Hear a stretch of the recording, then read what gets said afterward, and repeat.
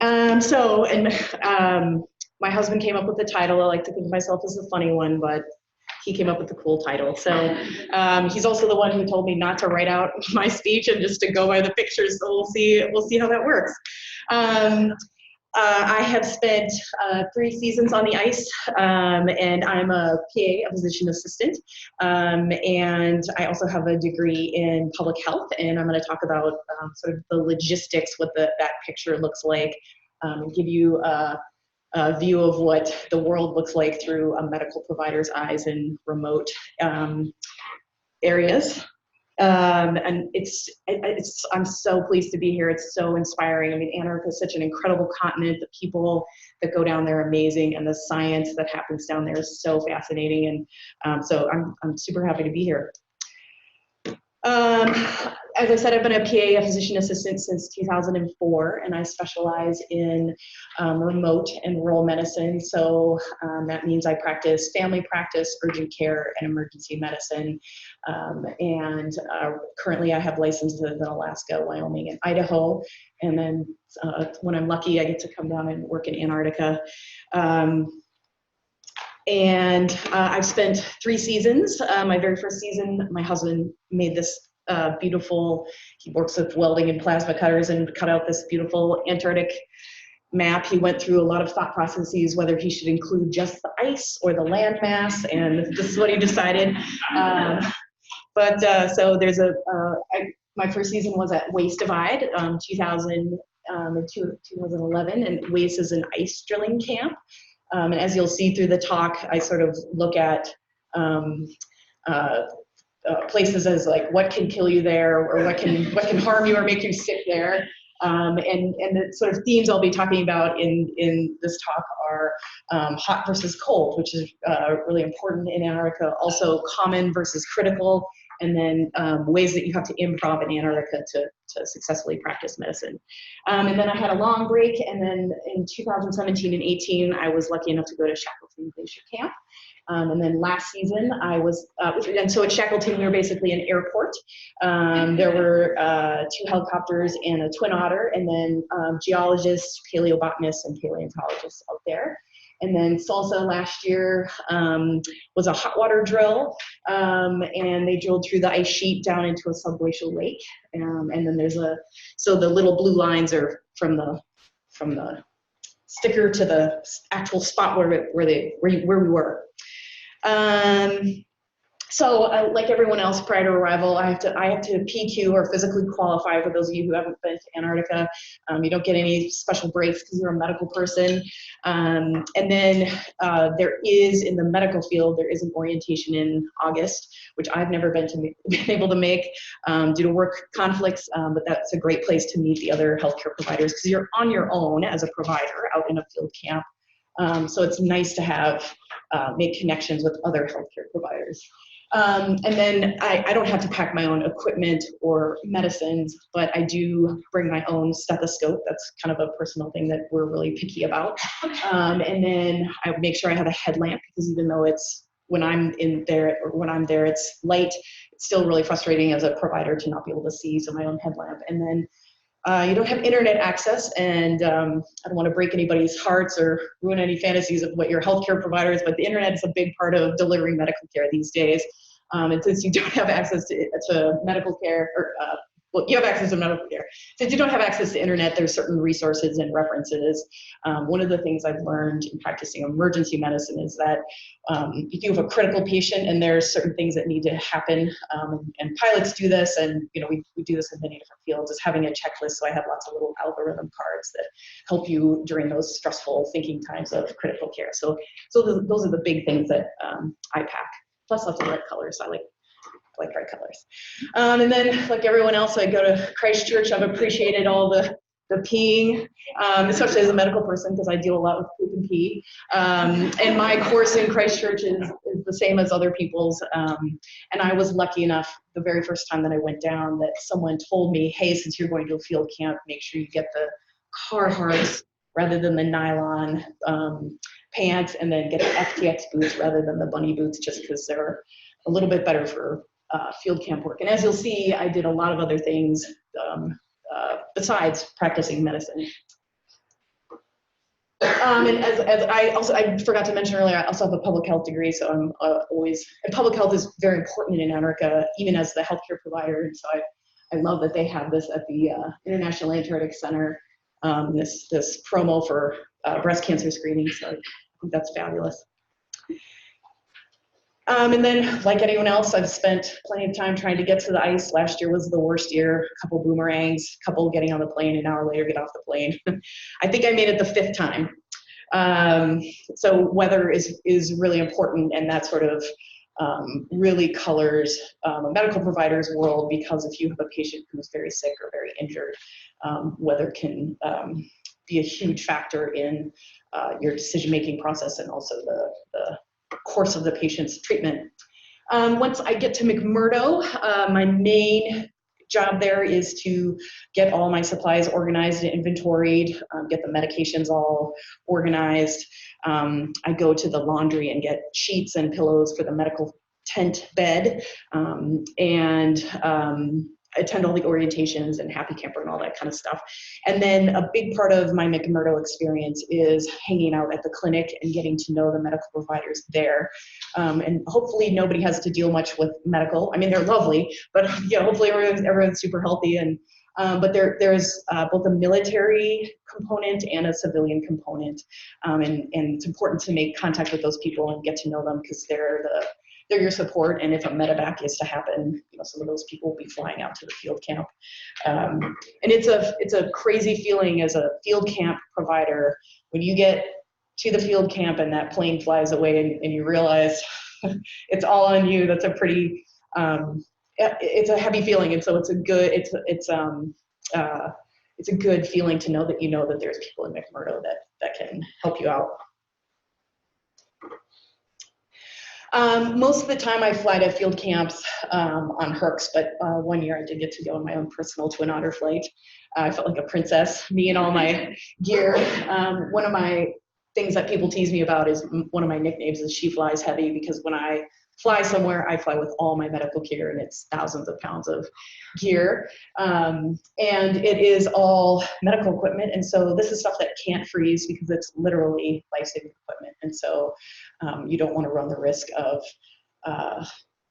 something freezing and then not working because it was frozen. And so we sort of, over the years, have learned to establish kind of a chain of custody, so that when a healthcare provider flies up to a field camp, all their stuff comes with them, and when they leave the field camp, all their stuff leaves with them, and that just helps you ensure, that wasn't frozen on the runway for 4 days. And not that anybody would intentionally do that, but as anybody who's spent time in Antarctica knows, stuff happens. And actually, as it happens, last season, I ended up, because of logistics and weather, leaving SALSA without my medical gear. And because of weather, it took a week for it to get back to McMurdo. And then thankfully, due to other weather, I couldn't leave McMurdo. So I had plenty of time to sort of gather everything back up and get it back to its respective places, because the medications are one place, stored one place, the gear is stored in another place, the oxygen tanks are has cargo, so they go to another place. So there's a lot of gathering. And then I'm just going to kind of take you through, I worked in 2 different styles of medical buildings or medical tents. So I'm going to take you through the 2 different styles. I worked in a rack tent and then an Arctic oven. And ironically, someone was very sweet and they cut out letters for everyone. It wasn't just for me, but of all the doctorates that were probably out at WAIS Divide, I was not a doctor, but I have to always tell people I'm a PA, not a doctor. But one of the key things when people come to camp is we show them where the medical tent is. We tell them how to get a hold of the medical provider. We have radios so that we're available 24/7 if people have problems. And then we try to have labels. This had a yellow sign, and at Shackleton, I had a beautiful, Ray Spain actually hand painted a medical sign for me at Shackleton. And then you can see in the window there, in my efforts to have people know where we are, I would put the sign up when I had to step out for a minute, because you do have to go to the bathroom. So this is a rack tent, a wood frame, and then insulating blankets. the hot versus cold theme, WAIS is on the West Antarctic ice sheet. It's very windy and cold, and the RAC tent was a big building, and so this was a really hard building to heat and keep warm, and we had a lot of equipment that needed to stay warm. So you can see in this picture, we lined some of the, in between the stanchions there, we had blankets, and then we had yoga mats just to try to insulate it a little bit better. The checkered curtains there was a paramedic and me that year, and so we each had our own little section since we alternated spending nights in that camp. Here's another view. The RAC tents were amazing because they had lots of shelves, and with thousands of pounds of equipment, you need to store everything, and because a lot of it is emergency equipment, you need it to be easily accessible. That big green thing is the oxygen tank. Those things, we like to have them, they can become projectiles, although it would be challenging in a clinic. We always latch those to something, so that was really convenient. And then in this tent, you can see these are red Pelican cases that have drawers, and they store medical equipment, and they like to tip over. So I don't know if you can see the cords. I've actually tied them to the wooden post behind them so they don't tip over. And then this stove and I had a really bad relationship. It actually blew up at one point, and we had to do a spill report and clean up a bunch of ashes outside. And then hand washing, as a public health person, but also as a medical provider, I love hand washing. And it was challenging to wash your hands here because the water on the stove was fairly hot. So you had to sort of decant it. And otherwise, I would run to the galley if I needed to wash my hands. And of course, we always had hand sanitizer, but after a couple layers of that, I always felt like I needed to wash my hands. And you can barely see it in this picture, but above the stove is a shelf where we hung all the IV fluids to keep it warm. And that year, I did not have any medications that I had to keep cold, but refrigeration is actually a big deal in Antarctica, which seems crazy, but it certainly can be. This is the tent I used at both Shackleton and SALSA, and my year at SALSA was easier because I had already set it up from or knew how to set it up, and so it was easier. This is a much smaller tent, and so space was at a premium. And we had some logistical challenges. One of the things we do at camp is we run through a bunch of different scenarios so that if the bleep hits the fan, we've got some things in place to really take care of people. And one of the things we discovered during a scenario is that square vestibule. It's actually a right angle entry into the tent. And we learned that we had to shovel that out and completely unzip it off if we were to have to carry a patient in on a backboard or a stretcher. So as part of our team building, we had a couple, timed how long it took to get that vestibule off to get the patient into the tent. And that medical sign was painted by Ray Spain there. When I was at Shackleton, I was completely off the grid. I was solar powered. However, we discovered during one of our scenarios that if I had a critical patient and had to run all my equipment, that would have been inadequate, and so we figured out a way to run a hard line, because the idea was we wanted the medical tent to be completely separate from the camp, so that there was a horrible something, because we had planes and helicopters flying around, that I was sort of my own unit and I could be self-sufficient if need be. But we did discover for critical patients we would need to run another line. But it was fun to be solar powered.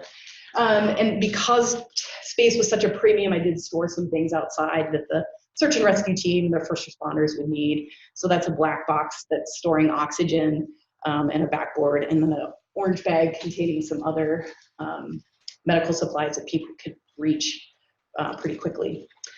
So this is the entrance to the tent, and even if you take the vestibule off, I drew that blue triangle, and that's still the tiny little bit of space that you could actually get a person through the door if they were on a stretcher. So, and even as a person who was in their own 2 feet, you have to kind of duck down to get in there. And on the bottom left, you'll see a little white cooler. That was my fridge where I stored the medications that needed to be refrigerated. And so I had ice packs that I would put outside in the shade so they would freeze, and then I would put them in the cooler. And then on the bottom right, you'll see a spray bottle and a roll of paper towels, which I will talk about later. And so we're just kind of going through this is an octagon, so we're going to go through just a visual of the tent. Again, the pelican cases, but this year I had Ray Spain, and she built a little frame for them so that they wouldn't tip over because I didn't have anything to tie them to in this tent. And then the yellow pelican case is where I stored all my medications, and they were separated in big Ziploc bags by medical category. So we had cough and cold and antibiotics and all that kind of stuff. I mean, we love that kind of stuff. And you'll see the ever-present hand sanitizer and baby wipes. And then my messy desk. Anywhere I go, I have to have a messy desk. And one of the things that's really important in field camps is security. And so this is the narcotics box and controlled substance box, and so that's locked. I have the keys, and the keys are on me at all times. Likewise for security, the patient charts are password protected, and even though HIPAA and those kind of things don't necessarily exist in Antarctica, we try to practice medicine. Well, not try to, we practice medicine with respect to those things, so security is a really big deal. And the medical tent is not a place where people are to hang out. It's kind of its own place. People shouldn't be there unless they're with a medical provider, and that helps with security, but also helps protect people's privacy. The stove I liked a lot better in the keeping things hot and cold world. These tents were much smaller, and the climates at SALSA and Shackleton were much more balmy, shall we say, tropical. And so at some points I even had to open a vent at the top of the tent to keep it cool enough because it was quite warm. Which if you have a critical patient is actually a good thing, because if you have a critical patient, their clothing needs to be off and you need to be able to keep them warm. So I didn't need any space heaters in this camp. More careful storage of equipment on the plywood on top of the pelican case. I have all my critical equipment and then my lab tests hanging up high so they wouldn't get cold. Moving around the circular door, initially we thought we could pass a patient into the tent through that door, and during one of our scenarios it became quickly apparent that that was not big enough. And I made sure that the bed, you have to have room to walk around the head of the bed to get to the other side.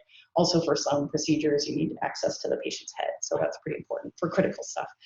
Here's the ubiquitous oxygen tank strapped to a shelf, and all my emergency equipment, and hanging up above it from the clothesline, I hung all my ready access meds and all that kind of stuff. So in the sort of common versus critical, I was prepared for critical care at all times, knowing that most of the stuff I was going to have to do was common. And this is just to point out how much solar radiation, oh, that doesn't turn out as well, but that was a bright orange bag at the beginning of the season, and 3 months later, it was not so great. And part of our process was I made labels so that if people came in to grab gear, they would know where it was and what it was. Hand washing, a really big deal for me as both a healthcare provider and public health. And this is actually from my river running history. We got this hand washing station that at SALSA transformed my hand washing abilities. And so maybe not a big deal for most people, but for me it was fabulous. Equipment challenges, oxygen was always challenging. These tanks, if you had a critical patient, could run out very quickly. And while we did have oxygen concentrators, which just pull oxygen from the air, at camps over 5,000 feet, the concentrators don't work as well. And so you had to really manage your oxygen supplies really carefully. And it has cargo, so it's challenging to get out to the camps and then challenging to get back. So special challenges, as I said earlier, privacy, it's a really big deal. So I really tried to, as if you've been on the ice, you know that word spreads like wildfire, and so I worked really hard to protect patients' privacy. Try to promote expedition behavior, or what's going to kill you or hurt you, and try to help people think about what the ramifications of their behavior are. Public health, hand washing, sunscreen, drinking lots of water, coughing into your elbow. And when I would get to camps, the first thing that I would do was find my helpers. So I would look for people who were EMTs, who were IV certified, who were first responders, so that if we ended up with a critical patient, I would know who could help me out. And then, as I talked about earlier, camp staff training. So we worked on how do you transport a patient, how do you package them. And then in the galleys of every camp, I had an AED, we had an AED and then an EpiPen, and I trained camp staff on those. So I wasn't around, and those are two things that are life-saving equipment, and so that camp staff knew how to use those and felt comfortable using those without me being And then, so NPQ is a term that if you have some sort of injury or illness that's not compatible with remaining in Antarctica, you get NPQ'd. And one really mean person at SALSA, he kept calling me NPQler, insinuating that I was a person who was trying to send people home. And which, as a, you know, as a medical person, I mean, my goal is to keep people healthy and safe, and I want people to stay there. It is a huge commitment, financially, you know, time-wise, emotionally, all that stuff to get people there. And so we want to keep people there. And so I really try to work so that people see me as an ally and a resource rather than someone who wants to send them home. Wear sunscreen. These are just a few pictures of practicing IVs. Believe it or not, there's a person inside there, keeping them warm or protected. These are people hurting their backs by lifting them properly. This is us. We're all pretty happy because we just actually made it through that tiny little triangular door. So we're celebrating a little victory there. So even though you're prepared for the critical, there's the common happens most often. So coughs and colds, sprains and strains, rashes, insomnia, constipation. At one camp, we had a little bout where it was sort of rampant, and so I plunked a tub of Metamucil in the galley and made an announcement that everyone should partake. So we took care of that. And then cuts are probably the most common thing. Just three case studies just to give you a quick idea of the medical decision making. I had a patient who sprained their ankle, and it was very challenging. Crutches in snow is not easy. That is not the patient. That's either images taken from the internet. And so getting that person around camp, getting that person onto the plane, keeping that person non-weight bearing, and trying to get them to McMurdo for an x-ray. I also had a patient who was pretty sick with bronchitis, not to the point where they needed to be on oxygen and needed to be away, but sick enough that, and dedicated enough that they wanted to stay in camp, and I felt it was safe for them to do so. But I quarantined them, kept them in their tent, I brought them meals. I gave them their own jug of hand sanitizer, and we had discussions about when it's safe for them to return to work, both for them and both for protecting the community, which, you know, in a clinic in the United States, you don't have to. Oh, and the third one, I had a patient who splashed their eye with some chemicals, and we had to contact poison control, which is amazing theory to contact them. But because of the sat phones, I was not able to get through to them. But so someone, the doctor in McMurdo, called them and then relayed the information back to me. So you have to sort of figure out what's the workaround if you can't follow your usual path. And then other duties, because I really was in clinic a couple hours a day and then just had my radio with me, so lots of shoveling. I was the de facto toilet cleaner as part of my public health internship. Pooping and peeing is hard enough in Antarctica, and so I wanted people to have a clean, relatively comfortable place. And so that's where the spray bottle and the paper towels, because I was the toilet cleaner. I did lots of inventory, wearing a safety helmet there, because I was on the drilling deck. Another big thing. And I got to marshal. Waste Divide has incredible costumes, and so I was Santa Claus on Christmas Day and a banana. Did a lot of cargo line work, so helping people move cargo. This is a little out of place. That's Shackleton Camp from the air. This was an exciting helicopter load to unload because it was a brand new specimen. I don't remember, it was a paleontology. It might have been a Lystrosaurus. Yeah. Which is a small. It was small. It sounds like a big dinosaur. Yeah, but we were really excited when it got to camp. And I did get flown out to a couple field camps to take care of patients out there, and so that's kind of fun to like get flown in with your medical bag. And I got to go hiking by myself, and this is my new favorite spot in the world, somewhere in Antarctica. And I did get to go on a boondoggle and help get some geologic samples, another gratuitous transantarctic mountain. And then there's quite a social life in field camps. Dr. Pillay, remember, were you there for that day? Chrissy, I'm sure you were. And we had some sort of special alcohol. I don't remember the ice core driller. It's a very competitive field. I didn't know that. So this is a really big deal that day. And then lots of skiing. I Nordic skied at all the camps. We had a ski team at Shackleton. We actively groomed ski trails. We did a minor production of Grease, and we sang in a choir.